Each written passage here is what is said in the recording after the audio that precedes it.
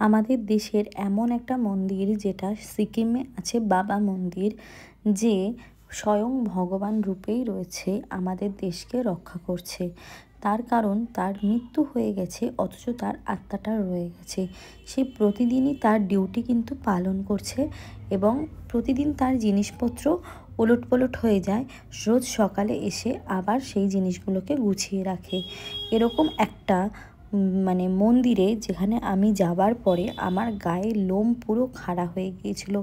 এত ভয় লাগছিল, মানে মারাত্মক লেভেলের। পুরো মনে হচ্ছে যেন একটা মানুষ সেই ঘরে এখনও বসবাস করে। তোমরা যারা যারা যাওনি তাদেরকে বলবো অবশ্যই সিকিম ঘুরতে গেলে নাথুলা বর্ডারের কাছে এই বাবা মন্দিরে অবশ্যই দর্শন করবে। আমরা ওল্ড বাবা মন্দিরে গিয়েছিলাম, যেখানে তার ব্যবহার করা সমস্ত জিনিসপত্র রয়েছে এবং সেই জিনিসপত্রগুলো আজও মানা হয় যে সে ব্যবহার করছে। তার যেমন পেন, জামা কাপড়, জুতো, কম্বল সমস্ত কিছু দেখে আমার তো ভীষণ ভালো লেগেছে। আর সবথেকে আমি নিজেকে প্রাউড ফিল করি যে আমি আমাদের এই ভারত মায়ের সন্তান।